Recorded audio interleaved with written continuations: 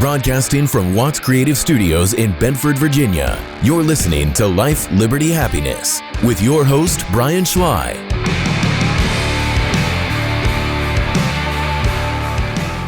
All right, don't adjust your TV knobs or radio knobs. This is not Brian. He is off somewhere in Michigan with Megan Kelly on vacation, supposedly. That's what the word is on the street. Yeah, that's what the rumor Brian. is. Happy to be with you. Yeah, So that's what I heard. Yeah, that's right. Well, we want to thank everybody for tuning in today, live from the State Farm studio here in beautiful downtown Bedford, Virginia. Want to give a shout out to CNS Business Services, also a big longtime sponsor, and Grizzly Garage Door for hanging in there with us. We appreciate that. Excited today for a couple of reasons. One, Brian's on vacation. That's always the thing to be excited That's always about. Yes. we always have a great time. Yeah, and the second thing is we got an exciting guest in the studio today. We've talked about this guest for 2 weeks now, and shows coming up. Yep. Would you give a little hint who it is? Station 51, KMG 365. Black 5110 for KMG 365. LA clear, KMG 941. I give you a hint. That's a hint. There you go. That's a small hint. So maybe people can figure that out and piece it together. We'll see.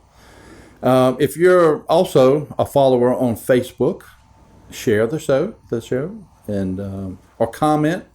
We take all those names and put them in a pot. We'll draw something next week for a gift certificate to the station restaurant. Yep.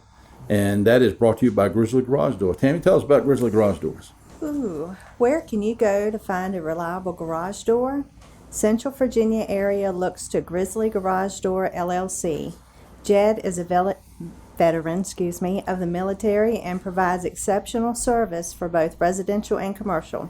Grizzly Garage Door is your place to go when you want the best. If you are building a new home and are not sure what type of door is right for you, go to www.grizzlygaragedoorllc.com. New doors, existing door repair or replacements, they have an emergency services capabilities too. Call 434-277-2765. Excellent. And Jed and Chelsea are wonderful people. They are. They put up our new door, and I'm so happy. They're good people. Yes, they are. Yeah, Woody, you got to meet them. They're working on the St. Jude home. The St. Jude Dream Home. Yes, Yeah, he was there. I didn't know We that. never met, and he was like, "Hey, I recognize your voice." I was like, "Oh God." Yeah. Uh-oh. And then so we got to talking, and he's just an awesome guy. He's donating, for that wonderful project that sold out in tickets, 8,000 tickets in Wow. record time. Yeah. They sold out. So he's a part of the subs that donate their time and materials to that project. Yes. And so I think this year they will have raised $800,000 Yes. for St. Jude. So Yeah. that is wonderful. So well done, Yep. Grizzly Garage Door. Yes, absolutely. Well, let's talk about a little bit of sports. If you have been following the College World Series and you're a Virginia fan, on Father's Day, they gave everybody a great present. They beat Tennessee 6-0 to move on to the next round. It's double elimination. But they did lose last night, so they still got another chance. I believe they play Texas On Thursday. on Thursday. Yeah. So good luck to them. Hope that they can advance. They've always been strong in baseball. Tech seems to do better in football, but I like baseball, so I'm gonna go with Virginia on this. So. Congratulations to Millie Thompson, Liberty High School graduate who has moved on to Clemson. This amazing young lady has been named to the All-ACC academic team. Way to go, Millie. Yay. I remember Millie. a couple years ago she was on the championship team, and we had the parade that went through town. And she was a star on that team and did an excellent job. For all you NASCAR fans out there, and myself, Kyle Larson continued his dominance this week at Nashville with his third straight win.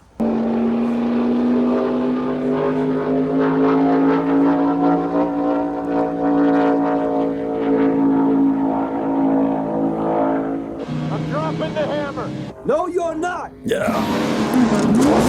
But he did. That's a great movie. I Yes. forgot how good that movie was That's until we awesome played the movie. clip right Yeah, there. that's when you pick up a 12-pack and some hot dogs and just watch it. You remember at King's Dominion? Did you ever go to Yeah. King's Dominion and they used to have the ride there? Yeah. Oh my gosh. I used to ride it until I got too fat. Then I couldn't fit in them. But they was fun to ride. I have those memories, Now I just go through there and sit on the bench and wait for everybody else. Just look out there. Oh, Yeah. I bet they're having a Don't good use time. that excuse. You're just a scaredy cat. Yeah, I am. that's I what it can't ride is, anything yeah. now. I get sick. I can't do anything. Ooh, I'm on the front row. I'm on the God. front seat. Man, I'll wait in line. It wrecks Yeah. me. Yeah. Yeah. Yeah.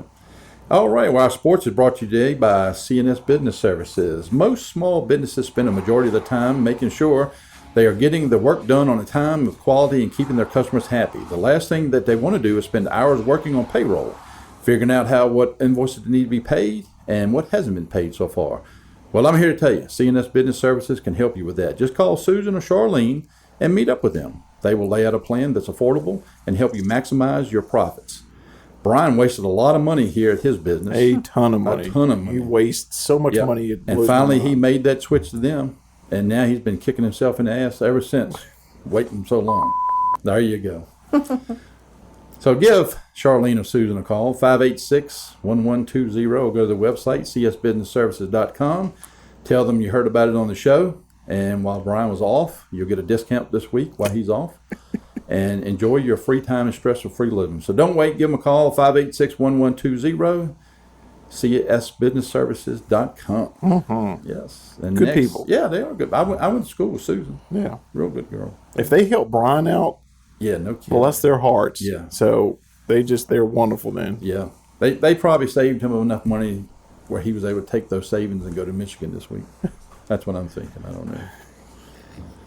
All right, let's move on to what's happening.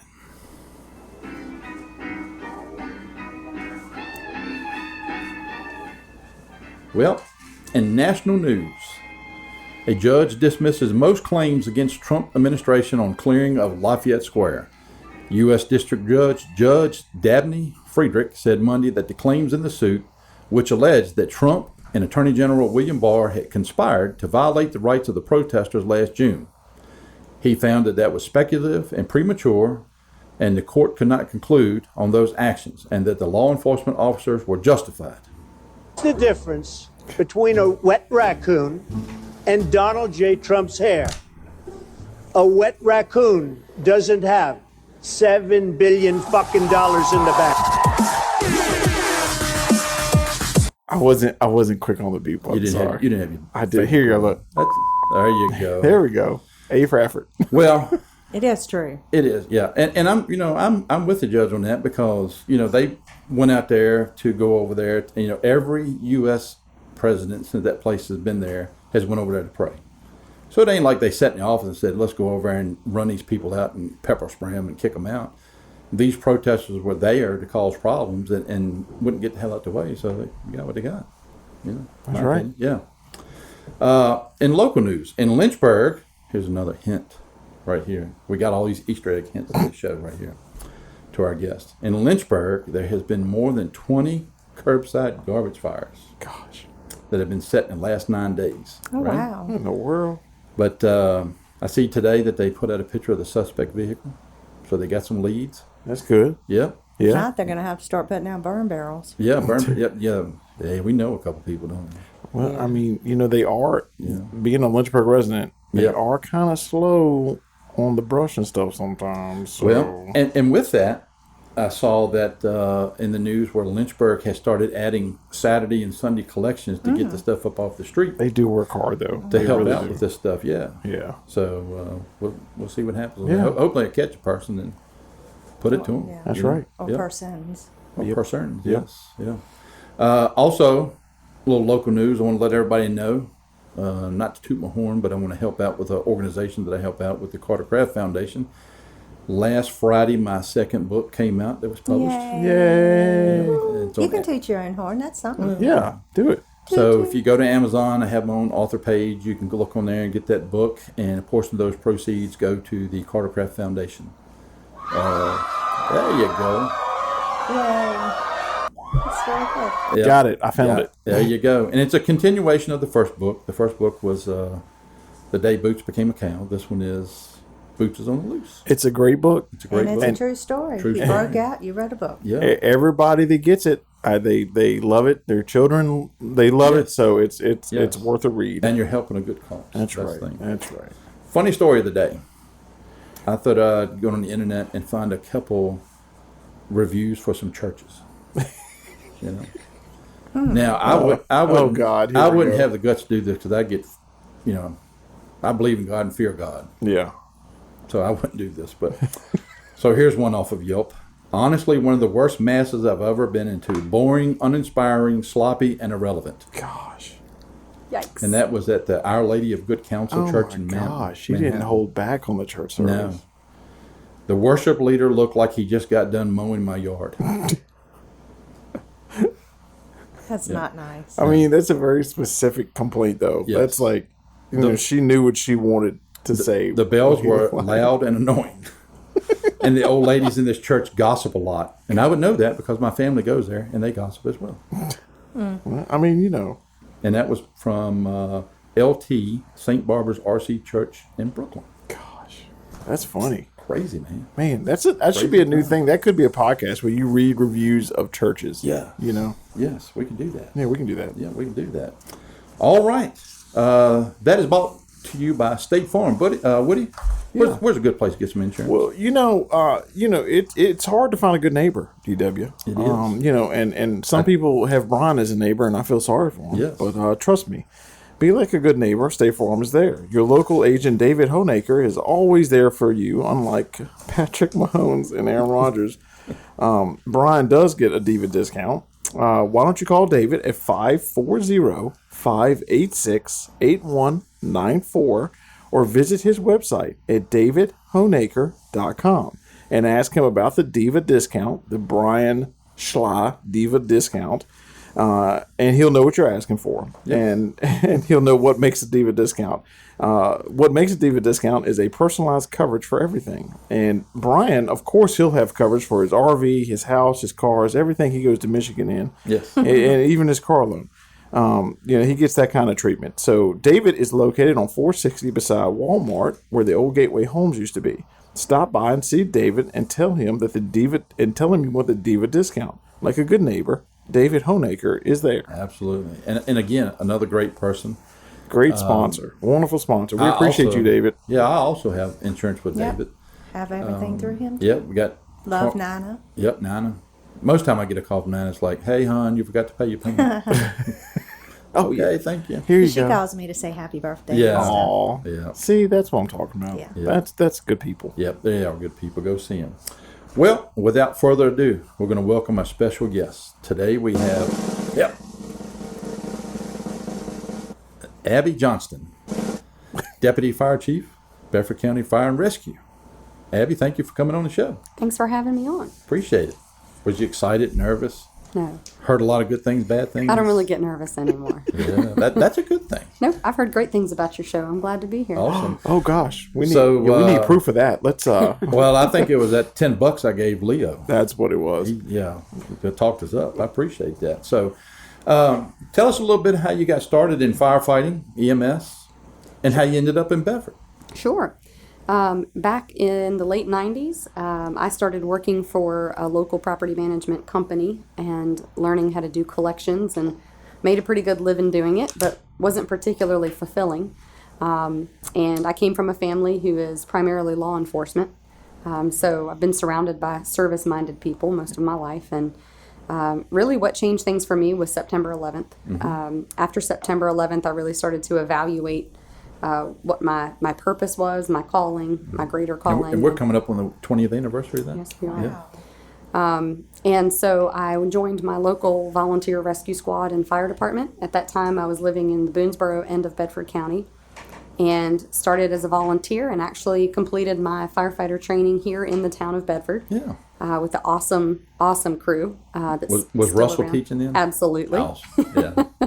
Yeah. And so the Russell and James Parker and Todd Stone and Brad Creasy and all of that crew. So I got my start here as a volunteer and quickly realized that it was definitely something I wanted to dedicate my life to. So I figured if I could make a living doing it, I'd take a pay cut in a heartbeat, and that's exactly what I did. I applied and got hired by the City of Lynchburg Fire Department shortly thereafter, and started my career there in 2004. Okay. And I spent 16 years in the City of Lynchburg before coming back home to Bedford County in the deputy chief position. Awesome.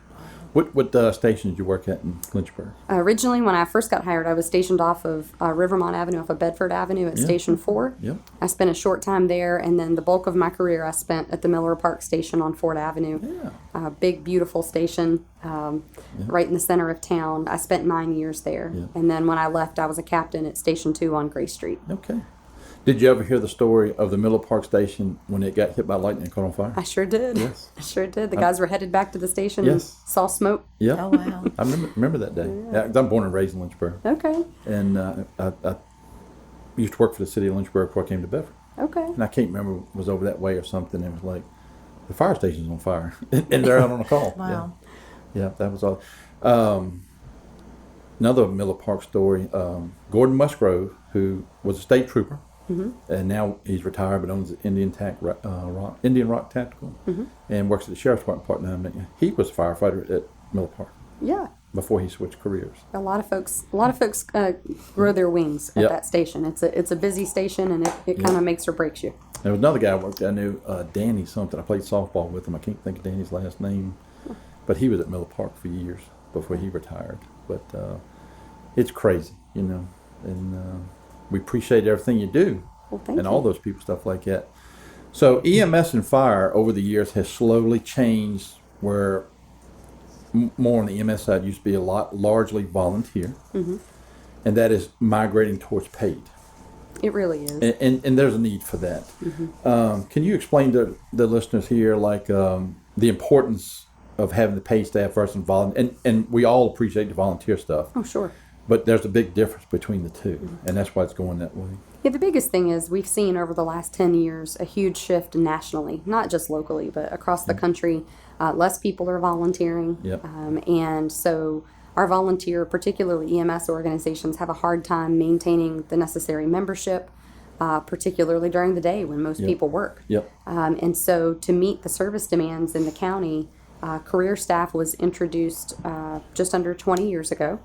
And at first, started out just, working 12-hour shifts and just a couple of units, and then it just grew from there Yeah. to where now we have 6 24-hour medic units with full-time career staff. And so we do still have volunteer rescue squads here in Bedford County, who certainly help carry some of the load in portions of the county. But about 97% of the calls for EMS service are currently covered by the career staff. Right. And really, it's just a matter of, people just aren't dedicating quite as much time to running calls, but also the training that's required. Yep. And the Because state, it's the same training. it is. It's Right. exactly the Yeah, same whether, training. Whether you're Sure. volunteered or paid, it's the same Absolutely. training. Absolutely. Which is what you want. I mean, you want somebody Sure. to show up to know what they're doing. Absolutely. to So that's help a you big out. time So, commitment. Yeah, and I think too that a lot of things that changes with people. 20 years ago, people's jobs were different. They had more time. You might have a guy that had his wife at home, took care of kids. That he could come out and do that time in the evenings and work volunteer every other weekend, whatever. But now you got both parents working, both trying to run a household and stuff, and your time just gets cut short. Sure. Where you got to spread it too. Absolutely. And it's also, can be a very physically and emotionally and mentally demanding, Yes. vocation. And so I think that over time we've just seen a big shift. And so we constantly have to kind of monitor that barometer in the county of where we are with service delivery and support those volunteer organizations as best we can to help, maximize their service to the community, but then be able to backfill with career staff to make sure that everybody's taken care of in a timely fashion. What would you say, if you know these numbers, the difference between response time if you was on a volunteer call versus a paid staff call? It really varies. It really just depends on time of day, because as I said, a lot of our volunteers work during the day, so you may get a faster response in portions of the county in the Yep. evening. And the other thing with response times when you're talking about the career staff is you have to keep in mind what a huge county we are. Yes. It's a huge landmass, and so all it takes is one of our trucks to be out of service, at the hospital, transferring a patient, or displaced in any way, and that causes a trickle effect in Right. the next truck that's coming and how far they have to travel and the time to get there. So I can't say that there's necessarily a huge disparity between response time. It's just availability. Yeah. And I think another thing that helps with the the paid staff. And like I said, I'm going to say this, can't say it enough, thank you to the people that volunteer.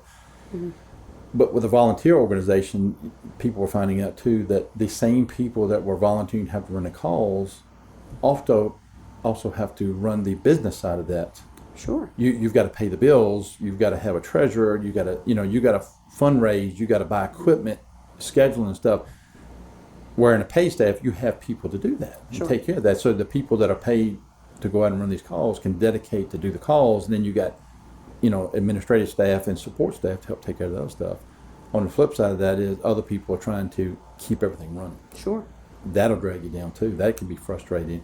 Recruitment, and right now with every field of work, what you're seeing is recruitment is an issue. It certainly is. I mean, we have a lot of businesses in our county and in the surrounding jurisdictions that are struggling with finding staff to pay. Yes. Much less folks that are willing to give their time voluntarily. Yes. And the other thing on the EMS side of the house is everything is regulated through the Virginia Office of EMS. So it is controlled by the state, and there's regulatory things in place and training that's required, continuing education. And so as those things tax people's time, and it makes it even more difficult. Right. So it really is it's a compounded problem, and just as they're having a hard time finding employees, people are not beating the door down to spend their evenings and weekends, running EMS calls. Yeah. Coming from Lynchburg, you worked Lynchburg 16 years. Then you step into Bedford, which is, as you alluded to a minute ago, a giant county, big, a lot of area to cover, but also rural with a mix of volunteer and paid. So was it a big adjustment coming from Lynchburg, where you're coming from a fully paid staff, coming to a giant area that has mixed stuff? It was certainly an adjustment. So I was born and raised in Bedford County, and I'm from here. However, working in the city and transitioning here in my profession was like moving to another country altogether. Because in the city it's 50 square miles. It is 180-year-old plus department, all career. And you have everybody's cross-trained, and you get help very quickly. Yep. You're right on top of the hospital, and you only transport to one hospital. Right. Versus Bedford County being 760 square miles, a combination system. We have all kinds of challenges here that they don't have to face in the city of Lynchburg. Our medics, I can tell you, when they are out on calls, career or volunteer, quite often they're on their own. For a while, which changes the way that you practice medicine. And so we have some incredibly talented, adaptable people here in the county, which I can tell you I didn't appreciate until I came here. So it is a pretty significant difference in the way that the departments are run and the way they operate. But I can tell you there are certainly, challenges no matter where you are. They're just a little different between the city and the county. And what I think I've noticed as the biggest difference is we just have some extremely talented, dedicated people that live in our county. All 12 of our volunteer fire departments are all still 100%, volunteer, and a lot of those folks are homegrown and have been volunteering for decades, and they have strong family lines, and so that's something that really impressed me coming to the county. And so it's been an adjustment to understand how our system operates, and politically and operationally how a combination system is different. But the challenges are there no matter where you are. I think you just have to get used to what your challenges are. And that's correct. Well, I know one of the other things you have to do in your capacity of job, with my capacity here in the town, with Station 1's a little different because it's town owned, used to be city owned, so we own the building and a lot of the equipment and the vehicles and stuff. Y'all purchase some vehicles there, we have some vehicles there, we have some stuff we do jointly and stuff like that. But the other 11 in the county are volunteer. Correct. So y'all have a program, they have fundraising stuff too, but y'all have a program where you get money from the state where you allocate so much to each station a year to help with vehicles and equipment stuff too. We do. We send funding to each department annually to help assist with some of their costs. And then we do have some contributions we make toward apparatus replacement. But as the cost of everything just continues to inflate, and the cost of People would be shocked at Yes. what a fire engine costs, ladder truck. Yeah, a ladder truck's $1 million. Absolutely, at least yeah. at least 1.1, 1.2 to start the conversation. Right. And so, although we do, And that's just to purchase it. oh, that's just about And it. That's come- not to equip it. Yeah, that's a bare truck, and you get it. That's Now, right. now you've got to put the equipment on it, and then Exactly. you got to maintain it. Exactly. Because with all those trucks like that stuff too, people don't realize on the backside of that is, you got to keep them certified. They got to get Mm-hmm. tested regularly. The hoses have to be tested. They're dated. All that Yeah, stuff. pumps, ladders, Yeah, all of everything. it. Yeah. And so, even though the county does contribute to those needs, still the cost to run a volunteer fire department is tremendous. And I Yes. think people will be pretty surprised. And so, a lot of our folks do golf tournaments, and they'll go out and they do Brunswick stews and different fundraising events. And I just can't stress how important it is for the different portions of our county to support their local departments, because it is like a business. yeah. And so often they're having to decide between financing a truck versus buying necessary equipment. That's and right. so it's really our job to be creative and do what we can to try to support their efforts and meet them where they are, look for grant opportunities. But by and large, it's the community support that they need more than anything. You do you remember the big first fire you was on? I do. Yeah. I do. Lynchburg? It was not long after I was hired in the city of Lynchburg. We had a fire on Early Street, which was right behind my station. And I will never forget the funniest part of that was it was a really old house. It had a slate roof, plaster walls, and the bulk of the fire had been extinguished. And I went in with a crew, a pretty seasoned crew off the heavy rescue, to go in and see what kind of trouble I could cause and learn something, see something I hadn't seen before. And we were in an upstairs room. Most of the roof had been burned off the house, and they were going to put me up on the roof to hit hot spots with the hose. So when they said go, I figured, okay, well, this is what I'm supposed to do. I don't have a ladder. So I was trying to kick a hole in the plaster to use it as a purchase point to climb up. And so they kind of chuckled at me. And one of the guys who, 6'4", 300 pounds of solid muscle, reached over and with one hand, he picked me up and sat me on the roof. Yeah. Wow. And handed me the hose, and I thought, awesome. wow, man. Yeah, That's your so ladder. and that was the first big fire I guess I went to. A lot in of the city adrenaline? Lynchburg. Oh yeah, Yeah. absolutely. So when you had all your training before you got there for this, you get to your first fire, but you've had all this training getting up to that. How close was the real fire versus what you're training?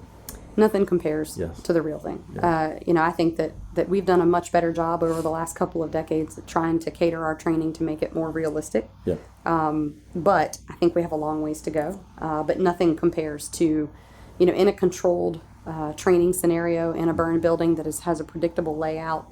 You can get exposed to heat. You Yeah. can talk about the tactics, but when you go into a structure that you've never been in before and there is zero visibility, Yes. there's fire, there's heat. It's just a completely different scenario than training really at that point for me anyway had provided.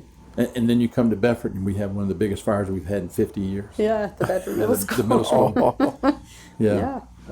Which was, luckily that school was vacant, yeah, as you know. In my capacity in the town, we took care of the schools because we owned them. Okay. So up to that point, we had been over there, working inventory and getting stuff in and out. So working in that school and doing stuff for 20 years anyway, knew it like the back of my hand. Tammy had been over there with me a lot, helping me do stuff. I went to school there. Went to school there and stuff like that. And of course, my son being a police officer here in town. So that night or early that morning, because I was on the list for the fire alarm, I get the call, the alarm's going off. We have been trouble with that alarm before that. I don't know if you knew that. With it going off with storms and stuff. And part of the problem we had was when the county had it running as a school, the phone line stuff were in their name. So we was in the transition of getting that stuff switched over. So during that transition, when the phone lines got switched over and stuff, it would make the alarm go off because they hadn't get stuff right and everything. So when I first got that call, that was probably the 10th time in 2 weeks that I'd gotten a At call that least. the alarm. So when I got that call, I'm like, and I told him, I'll be right back. I got to run to the school and reset the alarm. And I'd go up there and meet somebody and go in and stuff. Well, right as I get in my truck to leave, my son calls because he's working. He's like, hey, the damn school's on fire. Anybody called you? I said, yeah, I'm on my way. But I could see it from my house. We live on And he was on the other side of town, Yeah. like D-Day. Yeah, Oh, wow. coming And down he Burke's could Hill, see he could it. see the glow. Yeah. And we live out towards the Peaks of Otter, and I'm coming to town. I can see it, and I'm like, oh man, this is gonna be huge, terrible huge. And get there, and you of course you was there, you saw it, and then there for days. A lot of damage. So crazy. One of those things that a lot of people, they have that one big event that you talk about, or you see pictures of for years. So for me in Bedford, that would be my one big fire event or whatever. Hopefully don't see any more.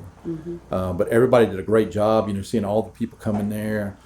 One of the other things I remember being on the support side of it that day, we brought some generators up there and some tents and stuff. But we also brought our truck up there that we fuel our equipment with, because the pumpers and stuff sitting in the parking lot running for 8-10 hours. They can't leave. Sure. They're all hooked up. So we're running around filling all the trucks up with fuel to keep everything going. So it's little small things like that help too, like that. Oh, it's phenomenal. I can tell you it wasn't until that fire, Yeah. in my years in fire and EMS, I can tell you I had never seen the likes of the community support. Yes. That was, it was almost instant. Yes. As soon as the sun came up that morning, people from the town and from the county were showing up with just various things to help. And Yep. I literally looked over and saw the Bedford police chief walking with a tray of sandwiches, Yes. and people were bringing carafes of coffee, and Yes. just showing up with everything you could imagine. And that is not something Yes. that we experienced very often in the city of That's Lynchburg. right. And so it made me very, very proud to be a part of this community. And I think you see that a lot in Bedford. You'll see that even people that have differences, stuff like that, they come together. Well, that's what it's all about. And that's what makes a community. Absolutely. It's great, and that makes me proud to live here and love it to live here. And of course, you too. You said you're a Bedford person anyway, so that's pretty cool. So, DW, Yes. we have a a question that was okay, texted to us. I'm going to let you guess who sent it, but let me ask it Yes. for the professional here. yeah. Is being a volunteer hosting your own podcast as challenging as being a volunteer firefighter? So, how would you answer that? We're going to change the locks on this studio, and no volunteers in, only the paid people from here on out. How about that? Y'all get paid? Oh, What? yeah, you didn't get the memo? Oh, sorry. Yeah, some of us do. Yes. Yeah, some of us get paid and get to take that money and go on vacation. I appreciate Brian apparently listened to the episode. Thank you for listening, Brian. We appreciate the question. Yeah, but he's not eligible for the door he's prize. not eligible for that Yeah. prize. Yes, that's what he's trying to get. That's what he's trying to He get. wants to get that And gift certificate, professional take like his wife- Abby is in the house, Yes. and it's like Yeah, that's why we waited. He was gone because he couldn't be in this room with her. that's right now. Yeah, she's too professional. Yeah, too professional, and can sing too. I mean, Oh yeah, we got that clip. sorry to interrupt the interview. No, I you're just good. breaking You're good. news over here. Question, Yes. and you know how that goes. That's right.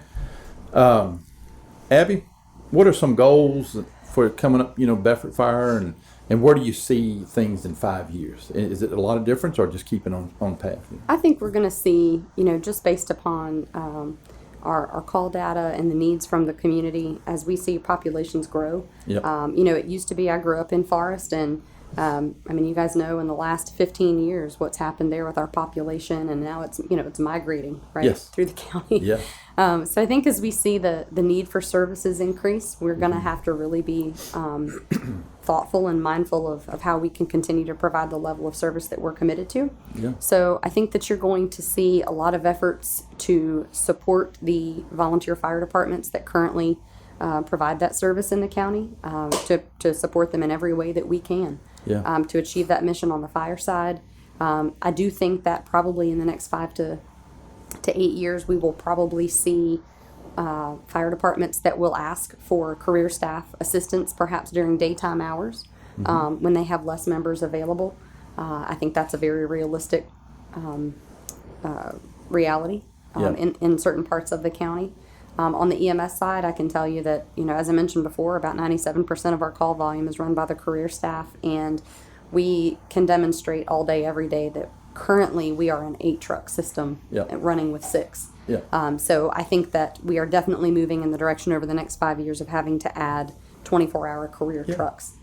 Well, you talk about the Forest area, and you're coming from the Forest, went to school down there and stuff. The difference on Perryville Road now, 10 years ago, is crazy.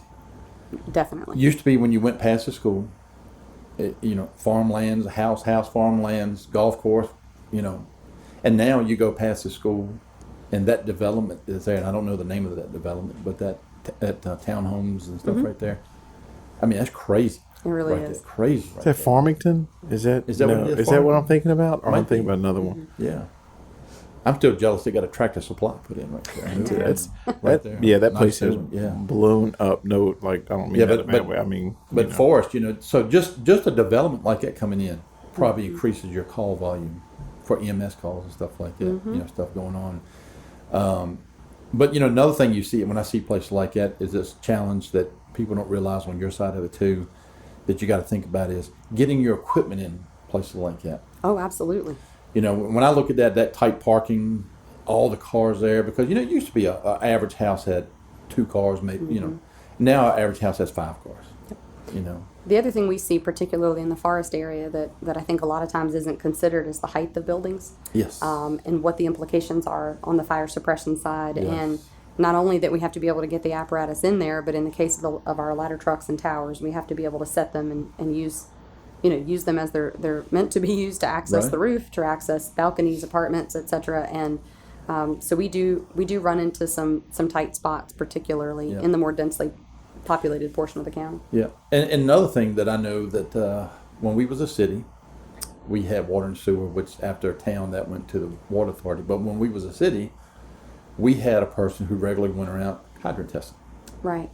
flow testing, hydrant testing. That's a big thing. It is. Nothing any worse. You pull up to a damn fire, and a hydrant don't work. Right, and correct. that's not the time to find that out. Correct.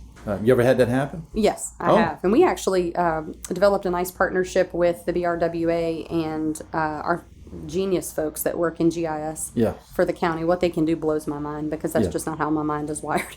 But we partnered and they actually created an app, a hydrant app, Okay. so that our fire departments can log in, they can look at the hydrant locations in their district, and they can actually go out and do flow testing, mark them as tested, and then it populates it on the map. Yes, And that's so a number of our departments have stepped up and have started to do that, in their own efforts to make sure Right. that when they need them, the hydrants are there, physically there, they're functioning as they should be. And so with such a big county, it's certainly helpful when the fire departments step up and go out and do that.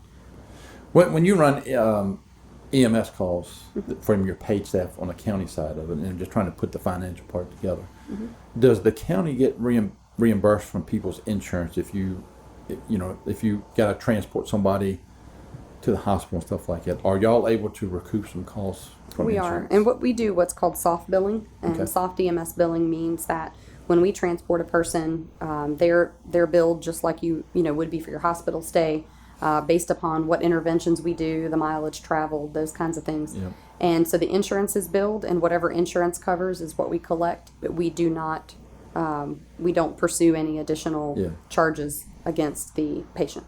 That's good. How challenging is it right now, especially after we went through COVID? That was a hell of a time for everybody. Yes. And you still deal with that, but running those calls back then, I remember hearing on the radio, negative for COVID or all that stuff like that. Recruitment, trying to get people to get into this field, is that tough? It is tough. I would say that, certainly the volunteer departments suffered with recruitment during COVID.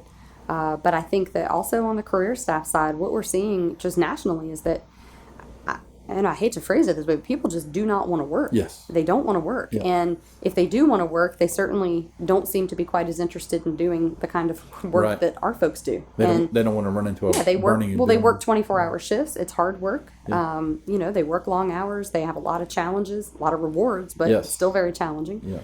And certainly the danger element of it. And so I think that COVID certainly has not helped any.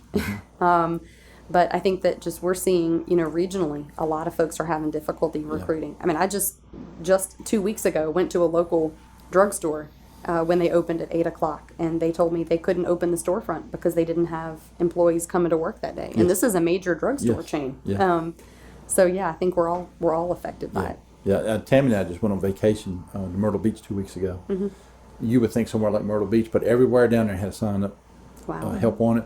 We was in a restaurant. We walked into a restaurant Oh, wow. that Yeah. was not full, and they said it's 45-minute wait because we don't have enough people to work. They had 2 people. Yeah. 2 Oh, my people. And it goodness. was a very, very big hot spot Yeah. restaurant. And while we was there, they put a sign on the door, close early, because the people that were there had been there since that morning, and they was normally open till midnight, something like that, and we're gonna have to close like at 6 because we don't have nobody to work the evening shift. And you would think in a tourist area like that, And it was very good. yeah, the food And- was good, the yeah. service was good.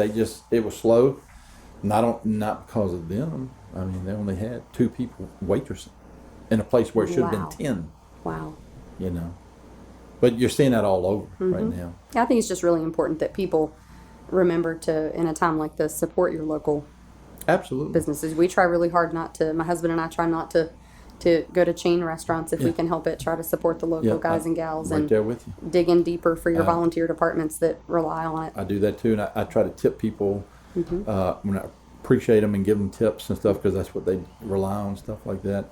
You know, the other thing is in the county, it's tough for y'all, and you know, and I don't expect you to comment on it. I'm gonna do it, but you don't get enough support from your board and stuff to pay these people, and it's sad that these elected officials don't support the backbone of that stuff. You know, and that's my struggle when I deal with politics too. That people get up there that have this arrogance and stuff and don't understand. But if they ever needed you for something, they'd understand it one damn time. Yeah, I think a lot of it comes down to perspective, and if you really understand what these guys and gals are out doing, Yep. you know, we have some strong advocates who've been able to help us achieve some improvements, and hopefully we have our fingers crossed. There's some more on the horizon for us for That's our right. folks, but it really is about perspective. If you've ever needed the services and you see somebody show up with the fire and rescue, you know, patch on their shirt or logo, it really does change how you feel about the value of the services for sure. Yeah, exactly. Thankless job. I mean, you can't thank you enough when you see you out there working and stuff. You know, other thing with people that are disrespectful, they need to realize that when they see a fire truck or ambulance coming, move over, stop, get out of the way, because that applies to all vehicles, police cars, fire trucks, ambulances, a damn tow truck. Sure. Get out of the way. You know, let people do the job, and because inside that ambulance is somebody's loved one that's trying to get to where the hospital, whatever. So it's just crazy the way people are anymore. Sometimes Tammy and I, like I said, we live out towards the that people. I know. Yep. She had a deal with that, so that's why she's upset. But Tammy and I always have this running thing because we live out on 43 going towards the peaks. So one of the questions we would have for people is, do people always twist their ankle or fall at the top of the peaks? Because every time you hear that call come out, they always say Yes. they're going to be at the top of the trail, Yep. Yes. and, Yep. and somebody's waiting to show you where to go. At the tip It is top. very rarely in the parking area. Yes. We've spent a lot of time. Our folks, when I say we, I Yes. say that loosely. I'm in the air conditioned or heated command Yes. post usually, but our folks have spent a lot of time in the last 12 months on the Appalachian Yeah. Trail and toward the peaks of Otter, and it's always at dark. it's Yeah, usually I can tell you we had 2 back-to-back calls. I think they were in February, absolutely freezing, and our folks were navigating some pretty treacherous terrain. It was icy, long distance to travel, very, very dangerous because of the slip hazards and then the elevation.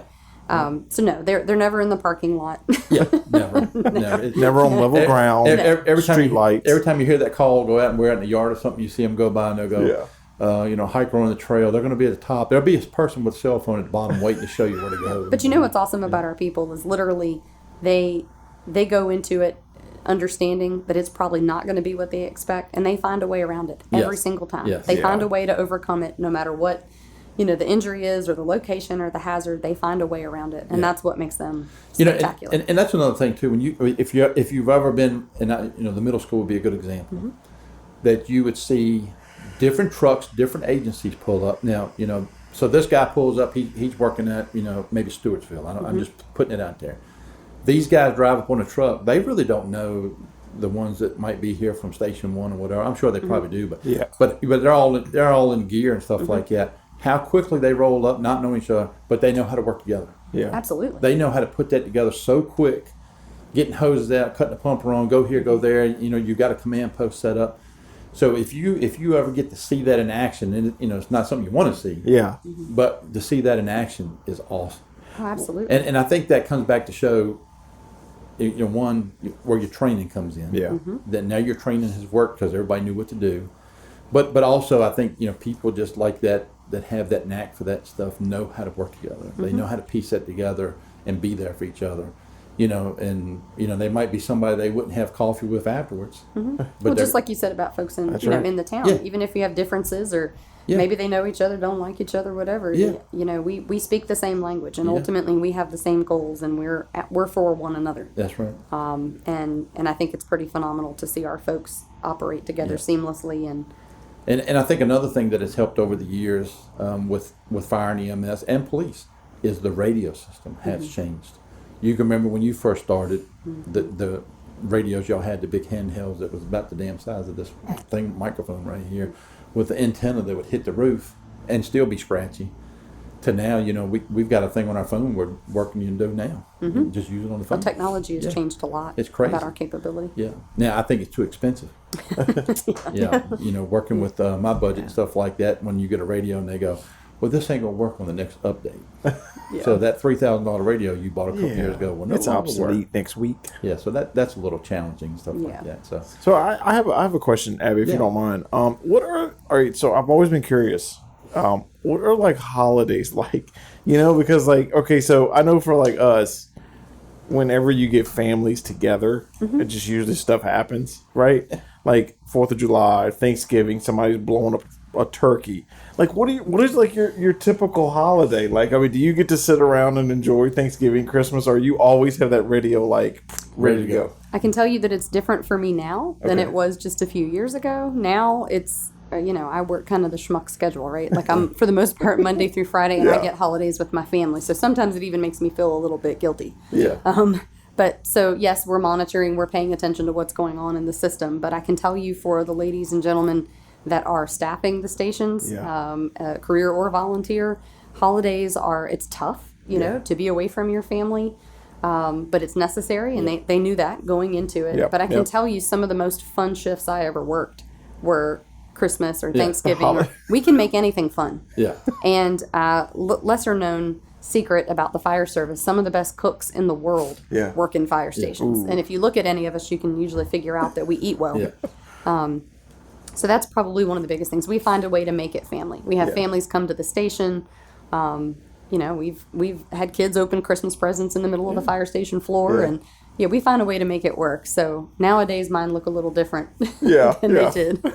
So your 16 years that you were there before you got into administrative staff now, you always hear stories of people talk about, oh, it's full moon tonight. Yeah. You know, something will happen. Yeah. So does that stuff, That's real. that's real. That's That's what I was going to ask you. So tell me in your 16 years, Yeah, that's real talk. what's a given if you're working a shift and it's it's a holiday, full moon, something like that? Which You're one of gonna those have- really promotes? You're going to have traumas. I can tell you that strictly based upon my experience. I can't really speak for anybody else, and because of the parts of the city I worked in, typically there was going to be some type of trauma contributed to by intoxication. People are off on holiday, right? So they start drinking and get boisterous. So typically would end up with a stabbing or a shooting or some type of traumatic event. And At a family dinner. often. Oh yes. And so I just think that a lot of times it comes down to maybe we're superstitious, but I really think sometimes that full moon is a real thing. And there's a word we don't use in fire and EMS. It's like like in a Christmas Story when he got his mouth washed out with soap. Yeah. They're saying the King Mother F word. Or, Yeah. in fire and EMS, that word is QUIET. We don't say it. We don't say, oh, it looks like it's going to be a, peaceful day today. Yeah. We don't use that word. Yeah. because Yeah. that's the one thing that universally we're fairly superstitious Working about. at the restaurant when the EMS or somebody would come in, it's like, well, I hope you have a nice quiet day. It's like, don't say that. Why would you say that? But at that time, the tones go off. Exactly. Yeah, You gotta get Exactly. up And then something shifts in the Earth's core, and people start acting crazy. Yeah. Exactly. So you are also an expert review person on eating leftovers and cold food. Oh yes, and eating quickly. Jumping up and coming back and hoping everything's still there. Yes. Stuff yes. like that. So, yeah. Absolutely. And that takes something, that's culturally something you have to get over after you do it long enough. Yeah. And then when you actually have time to eat and Yeah. you're not on shift, you still eat fast. Yeah. So another person I knew that worked at Lynchburg, he said that a lot of the most things he learned at the kitchen table. Absolutely. Yeah, at a fire Absolutely. station. That's where we solve the world's problems. Yes. That's where we have honest, open conversations with one another. Yeah, Typically, you take care of any bad behavior, bad attitudes. Yeah. That gets addressed yeah, somewhere at least close to the kitchen table. awesome. Just like home. Yeah, Absolutely. That's right. That's awesome. I think we need more of it. Yeah. Well, we got one last question we always ask everybody, and then when we finish up here, stick around for the last couple of minutes. If you could spend 24 hours with anybody, past or present, living, non-living, who would it be and where would you go? If I could spend 24 hours with anybody, it would be my late granny. She was a catbird. She was born in the 20s, lived through the Great Depression, and was just way ahead of her time. Never met a stranger, loved everybody. She would tell people she had black children, white children, Awesome. Asian children. Yeah. She welcomed people into our family home and made them part of the family. Awesome. She was also an avid gun collector. Yeah. And baseball fan. So if I could spend 24 awesome. hours, she was absolutely Yeah. a phenomenal lady. So if I could spend 24 hours, it would be with her, and I would take her back to Wrigley Field, Awesome. and we would watch a ball game. That's a great answer. You're a Yes. baseball fan? I only supported the Cubs because she did. Awesome. Nothing wrong with that. Nothing wrong with that. Well, thank you again for coming on. Hey, thanks for having me. And we hope to have you on again soon. We'll have you back and talk about some other stuff and Appreciate it. everything like that. So stick around while we wrap up here. Let me switch sheets here. Now we're going to go to Did You Know? Nobody knows the And if I get some of these wrong, I'll let you know. please point it out. DW, I have another comment from the Peanut Gallery. Yeah. If you'll indulge me. Yeah. Let's see. Block his number. Did you know the Nationals are in second place and have beaten the Phillies again today? That is a Did you know from the Peanut Gallery. Let's see. A lot of static on my radio here. Your phone breaking up. I can't hear I you. got Sprint. Yeah. It's I can't pick up. So Yeah. thought I really Tell him don't worry because the Phillies will prevail. No problem. Did you know that the estimated number of firefighters working in the U.S. is 1.1 million? Sure. Yeah. And 370,000 of those are career firefighters and 745,000 are volunteers. Yeah. Benjamin Franklin is responsible for the first fire company in Philadelphia, and these firefighters were known as the Benjamin Franklin's Bucket Brigade. Man, the BFBB. Maybe we can get one here at the Life, Liberty, Happiness Studios, and they would be the Brian Schley Buckethead. It's his fan club. They It'd be already are. They already that's are. They're Yeah. outside right That's now. That's Yep. right. Firefighters have to get dressed in less than 2 minutes. Gosh. Slackers. 1 minute. What are they, slow? 1 minute. That's awesome. Are you familiar with the name Molly Williams? I am. Yes. First recorded woman to serve as a firefighter. And I read the story about her. That was pretty cool. In the United States, and you can probably tell us about this, the helmet color denotes your rank or position on a fire In most departments. in most departments. What's the colors? So chief officers typically wear white helmets. Okay. And it depends department to department, you know, how they do their color scheme. But typically captains are in black helmets and firefighters in yellow. Probation? Probationary, typically they have a different color shield on the front. Okay. And like in Lynchburg, it was green. Okay. Yeah. Huh. Awesome. Man, that's interesting. Did not know. Yeah. The first official fire department was founded in Boston. You know, what's that commercial with your cousin or something like that? Wicked. It's The the Sam Sam- Adams. yeah. Yeah. From Boston. Your cousin from Boston, yeah. In 1678. Gosh. That's crazy, man. Crazy. Approximately 100 firefighters per year are arrested for arson. They Yes. they just figure they can put them out. Yeah. Maybe that's it. There's test. It's like a test or something. Maybe. And I think when they're not firefighting or starting fires, they're shooting fireworks. Just my personal opinion. But anyway, a fire department responds to a fire about every 33 seconds. Wow. That's crazy. That is crazy. Crazy. Yeah. But again, we appreciate the fire service, the people, for all you do. I mean, you just couldn't say it enough. That's right. Anybody wants to run into a burning building, got to be crazy as hell, but appreciate them anyway. It's got to be done. So Very thankful. There are people out there that will do that. Come talk to us. We'll hook you up with a volunteer department or give you a job. yeah. I was going to say, if you do, just Yeah, look her up. And You ever had to save a cat out of a tree? No, that is false. That is not. Is it really? I am highly offended by children's books that Yeah. constantly share that propaganda. Yeah. If you put food at the bottom, the cat will come down. Yeah. it will come down That just- sooner or later. It will. Does not There's happen. so many great things that our folks do that we could highlight in a book, and that's Well, I would- routine. I It's would- very I would- unoriginal. I always thought just take the hose and squirt them down. Right. Knock them out of the tree. There you go. Knock them to the next tree. They ain't gonna Kind hurt of 'em. like putting a kitty in a box. If you put it in its litter box and it leaves, it knows where it's at. If it gets up the tree, it knows how to get down. I would just take that hose and say, "Give me more on the red line." So DW, in the next Boots He book, would please not. do not put a cat in the tree Yes. because that is It's an false. idea. It's an idea. False. Yeah. All right. Boots does have a cat. He does have a cat. Yeah. 7 of them. We're going to do the business highlight. One of my favorites, OIP. Yeah, Yep. You go up there and see Tony and Dominica.